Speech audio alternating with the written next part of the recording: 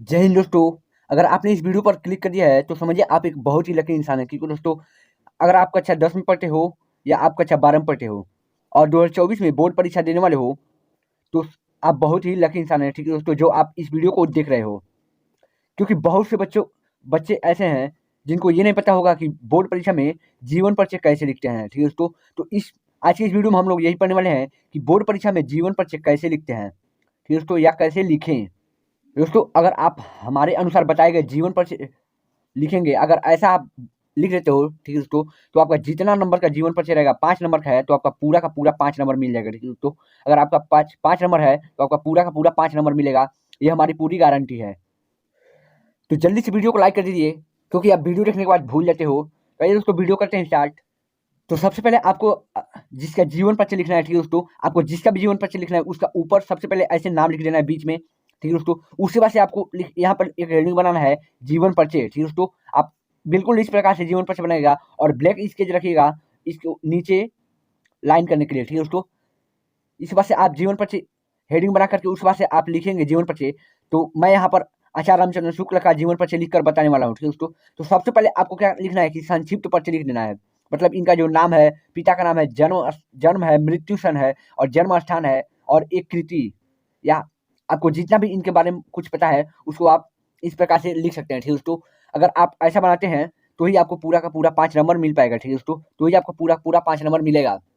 अगर आप इस प्रकार से नहीं लिखते हैं तो आपका 1 नंबर काट लीजिएगा। ठीक है, तो आपका 5 में से 1 नंबर काट लीजिएगा और आपको केवल 4 ही नंबर मिलेगा।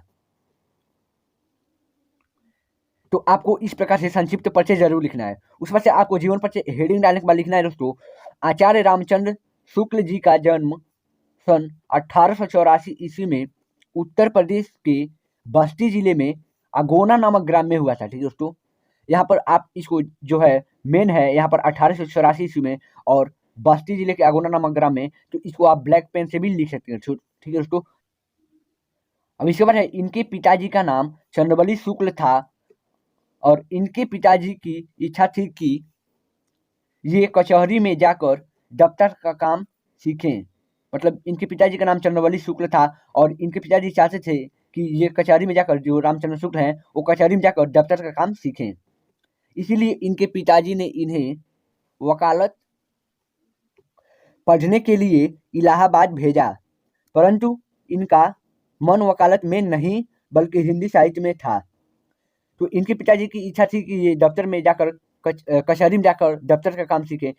इसलिए इनके पिताजी जो थे उन्होंने इनको इलाहाबाद पढ़ने के लिए भेजा। ठीक है, तो इनको इलाहाबाद पढ़ने के लिए भेजा, परंतु इनका जो मन था वह वकालत में नहीं था, इनका मन हिंदी साहित्य में था। ठीक है दोस्तों, इनका मन हिंदी साहित्य की ओर था। और इस बार है इनकी प्रारंभिक शिक्षा इनके गांव में ही हुई थी। ठीक है दोस्तों, इनकी जो प्रारंभिक शिक्षा हुई थी वो इनके गांव में हुई थी। और इलाहाबाद से वापस आने के बाद, और जब ये इलाहाबाद से वापस आए उसके बाद इन्होंने गृह अध्ययन किया और हिंदी, उर्दू, बांग्ला, अंग्रेजी आदि भाषाओं का अच्छा ज्ञान प्राप्त कर लिया। ठीक है दोस्तों, जब ये इलाहाबाद से वापस आए तो इन्होंने घर पर ही अध्ययन किया और हिंदी, उर्दू, बांग्ला, अंग्रेजी और आदि भाषाओं का, अनेक भाषाओं का अच्छा ज्ञान प्राप्त कर लिया। और ये वकालत में अनुत्तीर्ण हुए। मतलब ये वकालत में जो पढ़ने के लिए वकालत गए थे इलाहाबाद, तो ये उसमें अनुत्तीर्ण हुए, अर्थात फेल हो गए। ठीक है दोस्तों, ये फेल हो गए। इसके पश्चात इनके पिताजी ने इन्हें नायब तहसीलदार की जगह दिलाने का भी प्रयास किया, परंतु इनकी स्वाभाविक प्रवृत्ति के कारण यह संभव न हो सका। अब उसके बाद क्या हुआ कि इनके पिताजी ने इन्हें नायब तहसीलदार की जगह दिलाने का भी प्रयास किया, लेकिन इनकी जो प्रवृत्ति थी, इनका मन तो हिंदी साहित्य में था, तो ये वकालत कहाँ से जाए या तहसीलदार कहाँ से बने, तो यह भी संभव नहीं हो सका। ठीक है दोस्तों, उस बाद से इनकी मृत्यु सन 1941 ईस्वी में हुई। ठीक है दोस्तों, उस बाद से जो इनकी मृत्यु हुई थी वो 1941 ईस्वी में हुई थी। आप इसको भी ब्लैक पेन से चाहें तो लिख सकते हैं। तो दोस्तों ये था आचार्य रामचंद्र शुक्ला का जीवन परिचय। अगर आप ऐसे जीवन परिचय लिखते हैं, ठीक है दोस्तों, तो आपको पूरा का पूरा नंबर मिलेगा। लेकिन एक और बात है, ठीक है दोस्तों, यहाँ पर जो आप जीवन परिचय लिखेंगे, आप अगर जीवन परिचय लिखेंगे तो केवल आपको 3 नंबर मिलेगा। अगर आप कृतियाँ नहीं लिखते हैं तो आपका 2 नंबर काट लिया जाएगा। ठीक है दोस्तों, आप कृतियाँ लिखेंगे तो ही आपको 2 नंबर और दिया जाएगा। ठीक है दोस्तों, जो 3 नंबर है वो जीवन परिचय का होता है और जो 2 नंबर मिलता है वो आपका कृतियों या रचनाएं की होती है। ठीक है दोस्तों, तो आप जब तक कृतियाँ या रचनाएं इनके नहीं लिखोगे तब तक आपको 2 नंबर नहीं मिलेगा। तो आपको जीवन परिचय लिखने के साथ साथ आपको इतने बढ़िया से जीवन परिचय लिखने के साथ साथ आपको कृतियाँ या रचनाएं भी लिखनी होगी। तो अब इनकी कृतियाँ देख लेते हैं दोस्तों। इनकी कृतियाँ आपको कम से कम 2 लिखना होगा, ठीक है दोस्तों।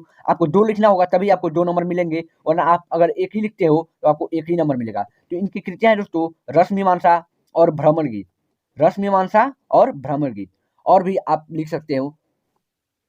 आई होप कि दोस्तों आपको हमारा ये वीडियो अच्छा लगा होगा। अगर आपको हमारा ये वीडियो अच्छा लगा है दोस्तों, तो आप अपने दोस्तों के पास इस वीडियो को जरूर शेयर कीजिएगा, ठीक है दोस्तों। आप अपने दोस्तों के पास इस वीडियो को शेयर जरूर कीजिएगा।